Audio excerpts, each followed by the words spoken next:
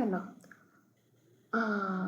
ഇത് എൻ്റെ ഒരു സ്റ്റുഡൻറ്റ് അയച്ചു തന്ന കോഡാണ്. എന്നിട്ട് ഈ കോഡ് വർക്ക് ചെയ്യുന്നില്ല എന്ന് നോക്കാമോ എന്ന് പറഞ്ഞിട്ടാണ് തന്നിരിക്കുന്നത്. ഓബ്വിയസ്ലി ഒറ്റ നോട്ടത്തിൽ തന്നെ മനസ്സിലാവുന്നുണ്ട് ഈ കോഡ് വർക്ക് ചെയ്യാൻ പോകുന്നില്ല എന്നുള്ളത്. അപ്പോൾ എന്താണ് ചെയ്യേണ്ടത്, എങ്ങനെയാണ് കോഡിങ്ങിനെ അപ്രോച്ച് ചെയ്യേണ്ടത് എന്നുള്ളതാണ്. സോ ഈ കേസിൽ സ്റ്റുഡൻറ്റ് ട്രൈ ചെയ്യുന്നത് ഒരു ഹാർമോണിക് ഓസിലേറ്ററിന് മോഡൽ ചെയ്യാനാണ്. ഹാർമോണിക് ഓസിലേറ്ററിൻ്റെ ഇക്വേഷൻ എഴുതിയിട്ട് അതിന് റുങ്കക്കുട്ട ഫോർത്ത് ഓർഡർ റുങ്കക്കുട്ട മെത്തേഡ് വെച്ചിട്ട് ഇൻ്റഗ്രേറ്റ് ചെയ്യാനാണ് ഇത് നോക്കുന്നത്. അത് ആണ് എയിം. ഓക്കെ, അതിനു വേണ്ടി എഴുതിയിട്ടുള്ള കോഡാണ്.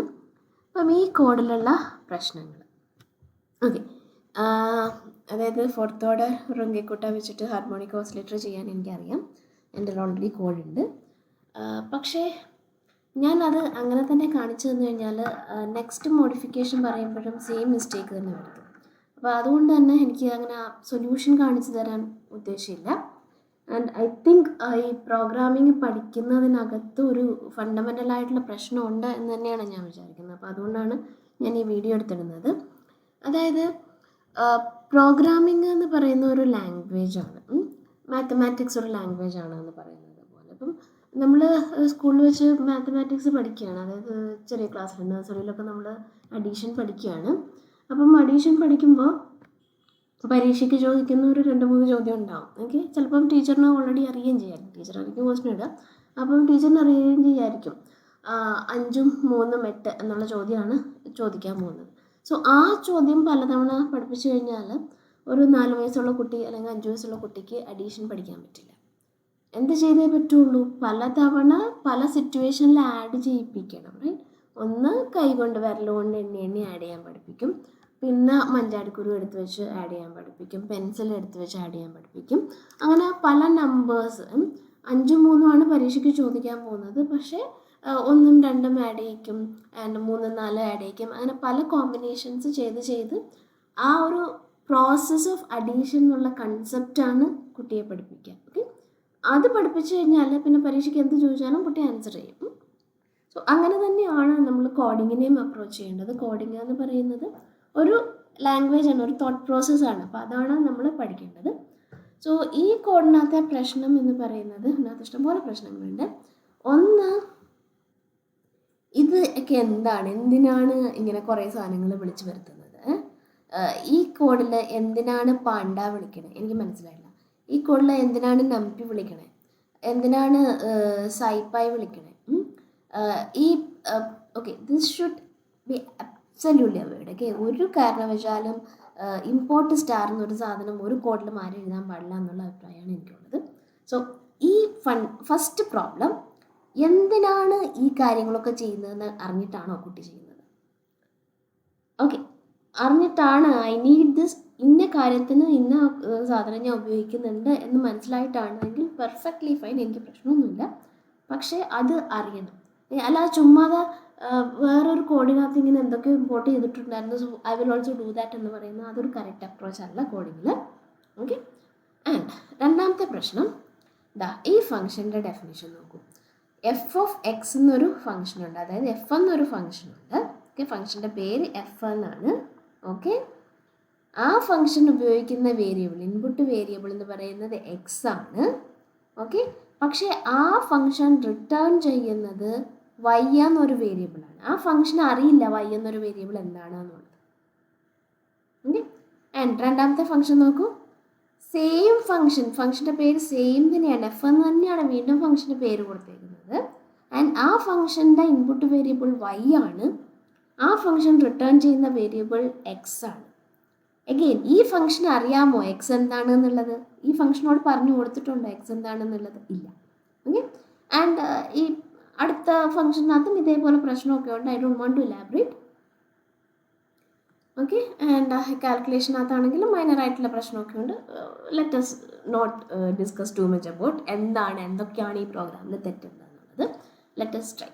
ഓക്കെ, സോ എങ്ങനെയാണ് നമുക്ക് പകരം അത്യാവശ്യം വലിയ കുഴപ്പമില്ലാത്തൊരു പ്രോഗ്രാം എഴുതാൻ പറ്റുക? ഓക്കെ, സോ ഹാർമോണിക് ഓസിലേറ്ററാണ് ചെയ്യുന്നത്. സോ ഹാർമോണിക് ഓസിലേറ്ററിൻ്റെ ഇക്വേഷൻ ഇതാണ്: x dot equal to -6, x double dot equal to -6. Okay, നമ്മൾ ആ കോൺസ്റ്റൻറ്റിനെ 1 എന്നാണ് എടുത്തേക്കുന്നത്. അതുകൊണ്ടാണ് right. Omega naught square x എന്ന് പറഞ്ഞായിരുന്നു, പക്ഷേ omega naught is 1 for s. And നമ്മൾ RK4 ഉപയോഗിച്ച് ഇൻ്റഗ്രേറ്റ് ചെയ്യാനാണ് നോക്കുന്നത്.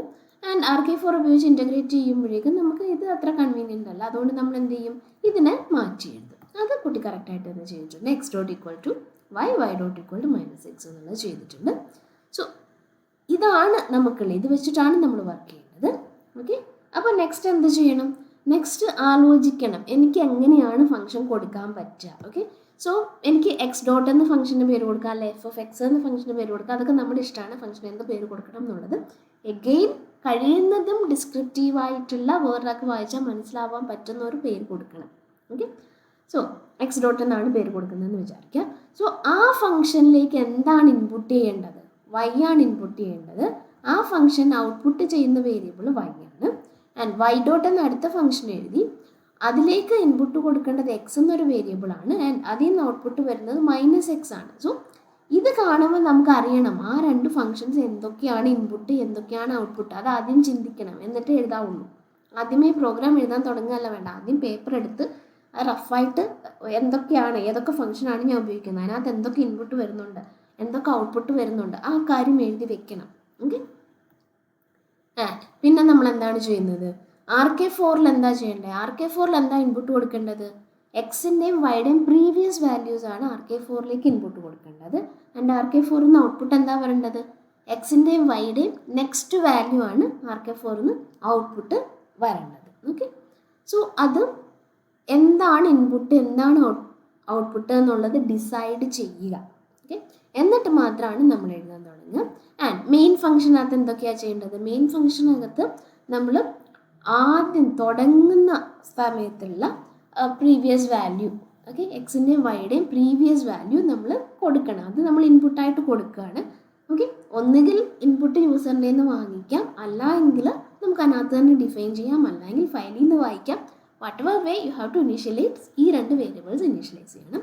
ആൻഡ് നമ്മൾ ഈ പ്രോഗ്രാമിൽ ഉപയോഗിക്കുന്ന കുറേ കോൺസ്റ്റൻസ് ഒക്കെ ഉണ്ടായിരിക്കും. ഫോർ എക്സാമ്പിൾ എത്ര നേരം ഇൻ്റഗ്രേറ്റ് ചെയ്യണം, 10 സെക്കൻഡാണോ 100 സെക്കൻഡാണോ എന്നുള്ള കാര്യം അത് തീരുമാനിക്കണം.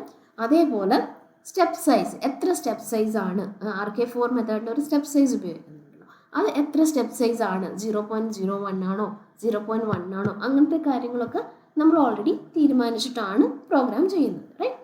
എന്നിട്ട് എന്ത് ചെയ്യും, RK4 വിളിച്ചിട്ട് അടുത്ത വാല്യൂ എക്സിൻ്റെയും വൈൻ്റെയും കണ്ടുപിടിക്കുക, അല്ലേ, എക്സ് നെക്സ്റ്റും വൈ നെക്സ്റ്റും കണ്ടുപിടിക്കണം. ആൻഡ് എന്ത് ചെയ്യണം, സ്റ്റെപ്പ് സൈസ് വെച്ചിട്ട് ടൈം അപ്ഡേറ്റ് ചെയ്യണം. ആൻഡ് എക്സ് പ്രീവിയസിൻ്റെ വാല്യൂ അപ്ഡേറ്റ് ചെയ്യണം, ഇപ്പോൾ പുതിയ കണ്ടുപിടിച്ച വാല്യൂ ആഡ് ചെയ്യണം, എന്നാലേ അടുത്തതിനകത്ത് ഇൻപുട്ട് കൊടുക്കാൻ പറ്റുള്ളൂ. റൈറ്റ്. വൈ പ്രീവിയസിൻ്റെ വാല്യൂം അപ്ഡേറ്റ് ചെയ്യണം. എന്നിട്ട് ഈ 3ഉം 4ഉം സ്റ്റെപ്പ് ലൂപ്പ് ചെയ്തുകൊണ്ടിരിക്കണം. എത്ര നേരം ചെയ്യണം, നമ്മുടെ ആ ഇൻ്റഗ്രേഷൻ ടൈം തീരുന്നത് വരെ ഇത് ചെയ്യണം. ആൻഡ് ഔട്ട്പുട്ടൊക്കെ നമുക്ക് ഒന്നുകിൽ ഒരു അറയിലേക്ക് എഴുതി വെച്ചിട്ട് പിന്നെ പ്ലോട്ട് ചെയ്യാം, അല്ലെങ്കിൽ ഒരു ഫയലിലേക്ക് എഴുതി വെക്കാം. അങ്ങനെ ഔട്ട്പുട്ടൊക്കെ സേവ് ചെയ്ത് വെക്കുന്നത് ഈ മെയിൻ ഫംഗ്ഷനകത്ത് തന്നെയാണ്. അപ്പം മെയിൻ ഫംഗ്ഷനകത്ത് നമ്മൾ എന്താണ് ചെയ്യുന്നത് എന്നൊരു ഐഡിയ നമുക്ക് വേണം. ഓക്കെ, പിന്നെ RK4 എന്താണ് ചെയ്യേണ്ടത്, RK4 എന്ത് ചെയ്യണം, RK4 മെത്തേഡ് എന്താണ്, ഓരോ വേരിയബിളിലും നമുക്ക് K1 K2 K3 K4 ഇത് കണ്ടുപിടിച്ചിട്ട് പിന്നെ അതിൻ്റെ ഒരു വെയ്റ്റഡ് ആവറേജ് എടുത്ത് സം ചെയ്തിട്ടാണ് നെക്സ്റ്റ് വാല്യൂ കണ്ടുപിടിക്കുന്നത്. റൈറ്റ്. സോ നമുക്ക് രണ്ട് വേരിയബിളിനും അത് ചെയ്യണം. സോ ഫസ്റ്റ് സ്റ്റെപ്പായിട്ട് എന്ത് ചെയ്യണം, K1 കണ്ടുപിടിക്കണം, എക്സ് വേരിയബിളിനും വൈ വേരിയബിളിനുമുള്ള K1 കണ്ടുപിടിക്കണം. എന്തൊക്കെ ഉപയോഗിച്ചിട്ടാണ്, അതിൻ്റെ പ്രീവിയസ് വാല്യൂസ് ഉപയോഗിച്ച് കണ്ടുപിടിക്കുക. എന്നിട്ട് K2 കണ്ടുപിടിക്കാനോ, K2 കണ്ടുപിടിക്കാനായിട്ട് പ്രീവിയസ് വാല്യൂസും വേണം, പിന്നെ നേരത്തെ നമ്മൾ കാൽക്കുലേറ്റ് ചെയ്ത K1 വേണം. റൈറ്റ്. സോ എക്സിൻ്റെ K1 വേണം ആൻഡ് വൈൻ്റെ K1 വേണം. ഓക്കെ, സോ ആക്ച്വലി ഇത് K1/2 ആണ് വരിക. സോ അത് ആ കാൽക്കുലേഷനകത്ത് ഉപയോഗിക്കണം.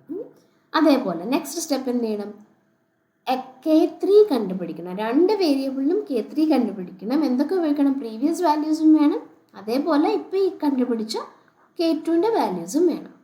ആൻഡ് നെക്സ്റ്റ് സ്റ്റെപ്പിൽ K4 കണ്ടുപിടിക്കണം. രണ്ട് വേരിയബിളിലും K4 കണ്ടുപിടിക്കണം. എന്തൊക്കെ വേണം, പ്രീവിയസ് വാല്യൂസും വേണം, അതേപോലെ ഇപ്പോൾ കണ്ടുപിടിച്ച K3 വാല്യൂസും വേണം. Okay, so K1 K2 K3 K4 എല്ലാ വേരിയബിളിനും കണ്ടുപിടിച്ചു. അത് കഴിഞ്ഞാൽ എന്ത് ചെയ്യണം, അത് കഴിഞ്ഞിട്ടാണ് നെക്സ്റ്റ് വാല്യൂ കണ്ടുപിടിക്കുക. എക്സിൻ്റെയും വൈയുടെയും നെക്സ്റ്റ് വാല്യൂ കണ്ടുപിടിക്കണം. എന്തൊക്കെ വേണം, പ്രീവിയസ് വാല്യൂസും വേണം, ഇപ്പോൾ കണ്ടുപിടിച്ച് വെച്ചേക്കുന്ന K1, K2, K3, K4 അതെല്ലാം വേണം, സ്റ്റെപ്പ് സൈസ് വേണം, റൈറ്റ്. ഒരു വെയ്റ്റഡ് ആവറേജ് എടുക്കണം. അങ്ങനെ കണ്ടുപിടിച്ചിട്ട് ഈ RK4 എന്ത് റിട്ടേൺ ചെയ്യണം?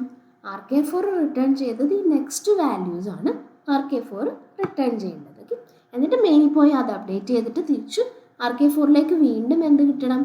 പ്രീവിയസ് വാല്യൂസ് RK4ലേക്ക് വീണ്ടും ഇൻപുട്ടായിട്ട് വരും. അങ്ങനെയാണ് ആ ലൂപ്പ് റൺ ആവുക. സോ ഇത് നമ്മൾ ഡിസൈഡ് ചെയ്തിട്ട് വേണം നമ്മൾ കോഡ് ചെയ്യാനായിട്ട്. Okay, and as an advanced challenge നമുക്ക് വേണമെങ്കിൽ അത് വെക്ടേഴ്സായിട്ടും ചെയ്യാം. ആക്ച്വലി ഈ കേസിൽ വെക്ടേഴ്സായിട്ട് ചെയ്യുന്നതാണ് എളുപ്പം. പക്ഷേ ഞാനത്, അതായത് ബിഗിനർ പ്രോഗ്രാമേഴ്സിന് ഞാനത് റെക്കമെൻഡ് ചെയ്യില്ല. നേരത്തെ ഉള്ള കാര്യങ്ങൾ വളരെ കംഫർട്ടബിളായിട്ട് ചെയ്ത് കഴിഞ്ഞിട്ട് മാത്രം ഇത് ട്രൈ ചെയ്യാവുള്ളൂ. ആക്ച്വലി ഇത് വെക്ടേഴ്സായിട്ട് ചെയ്ത് കഴിഞ്ഞാൽ വളരെ എളുപ്പമാണ്. അതായത് നിങ്ങളുടെ ഇക്വേഷൻ ഇതാണ്, റൈറ്റ്. എക്സ് ഡോട്ട് എന്ന് പറയുന്നത് y ആണ്, y ഡോട്ട് എന്ന് പറയുന്നത് -x ആണ് എന്നുള്ളത് ഈ രീതിയിൽ നമുക്ക് അറേസ് ആയിട്ട് എഴുതാൻ പറ്റും, റൈറ്റ്. സോ വെക്ടറും മെട്രിക്സും ആയിട്ട് എഴുതാൻ പറ്റും. ആൻഡ് ഇത് നമ്മൾ ക്ലാസിക്കൽ മെക്കാനിക്സിൽ പഠിക്കുന്ന ഒരു കാര്യമാണ്, right. So this is your Jacobian matrix. Okay, so ഈ എക്സ് ഡോട്ട് എക്സിനെ ഞാൻ വെക്റ്റർ യു എന്ന് വിളിച്ചു. ആൻഡ് അതുകൊണ്ട് എക്സ് ഡോട്ടും വൈ ഡോട്ടും എൻ്റെ വെക്റ്റർ യു ഡോട്ട് ആയിരിക്കും. ഓക്കെ, സോ അങ്ങനെയാണ് എങ്കിൽ എനിക്ക് ഇങ്ങനെ ഡിഫൈൻ ചെയ്താൽ മതി. ഓക്കെ, യു ഡോട്ട് എന്ന് പറയുന്നത് എക്സ് ഡോട്ടിൻ്റെ വൈ ഡോട്ടിൻ്റെ ഒരു അറയാണ്. ആൻഡ് ജക്കോബിയൻ എന്ന് പറയുന്നത് എൻ്റെ ഒരു മെട്രിക്സ് ആണ്. യു എന്ന് പറയുന്ന വേറൊരു അറയാണ്. ദെൻ മൈ ഡൈനാമിക്കൽ ഇക്വേഷൻ എന്ന് പറയുന്നത് ഇതായിരിക്കും, റൈറ്റ്. യു ഡോട്ട് എന്ന് പറയുന്നത് ജക്കോബിയൻ മൾട്ടിപ്ലൈഡ് ബൈ യു ആയിരിക്കും. ഓക്കെ, സോ ഈ മൾട്ടിപ്ലിക്കേഷൻ മെട്രിക്സ് മൾട്ടിപ്ലിക്കേഷൻ ആണ്. സോ പ്രോഗ്രാമിങ്ങിനകത്ത് അത് അപ്രോപ്രിയേറ്റ് ആയിട്ട് മൾട്ടിപ്ലൈ ചെയ്യേണ്ടി വരും. That's it. ഓക്കെ, സോ ഇങ്ങനെ വേണമെങ്കിലും ചെയ്യാം. ഇത് ട്രൈ ചെയ്തില്ല എങ്കിലും എൻ്റെ ഫൈനൽ മെസ്സേജ് എന്ന് പറയുന്നത് ഒരു കോഡ് നമ്മൾ എഴുതുമ്പോൾ അത് എന്താണ് ചെയ്യുന്നത് എന്നൊരു ഐഡിയയോട് കൂടി വേണം നമ്മൾ കോഡ് എഴുതാനായിട്ട്. ഓക്കെ, അല്ലാണ്ട് ഇത് വളരെ ബാഡ്ലി റിട്ടേൺ കോഡാണ്. അതായത് അതിൻ്റെ ആൻസർ തെറ്റാണ് എന്ന് മാത്രമല്ല എൻ്റെ പ്രശ്നം, എന്താണ് ചെയ്യുന്നത് എന്ന് മനസ്സിലാക്കാതെയാണ് ഈ കുട്ടി ഈ കോഡ് എഴുതിയേക്കുന്നത്. അങ്ങനെയല്ല നമ്മൾ പഠിക്കേണ്ടത്. അതായത് കോഡിങ് എന്ന് പറയുന്നത് അത് പഠിക്കുന്നതിനൊരു അത് കറക്റ്റായിട്ട് പഠിക്കുക. ഈ പ്രോജക്റ്റ് ഒക്കെ ചെയ്തോ ചെയ്തില്ല അതിനകത്തൊന്നും നമുക്ക് കൂടുതൽ കാര്യങ്ങൾ മനസ്സിലായോ ഇല്ലയോ, പക്ഷേ കോഡിങ് എന്ന് പറയുന്നത് ദാറ്റ് ഇറ്റ് സെൽഫ് നമ്മുടെ ജീവിതത്തിൽ ആവശ്യമുള്ള ഒരു സ്കില്ലാണ്. അതായത് വേറെ ഒരു പണിയും കിട്ടിയില്ലെങ്കിൽ നമുക്ക് കോഡിങ് പഠിക്കെങ്കിലും പോകാൻ പറ്റണം. ഈ പൈത്തണൊക്കെ നമ്മൾ പഠിച്ചിട്ട് അറ്റ്ലീസ്റ്റ് കോഡ് മര്യാദയ്ക്ക് എഴുതാനെങ്കിലും നമ്മൾ പഠിക്കണം എന്നുള്ളതാണ് എൻ്റെ മെസ്സേജ്.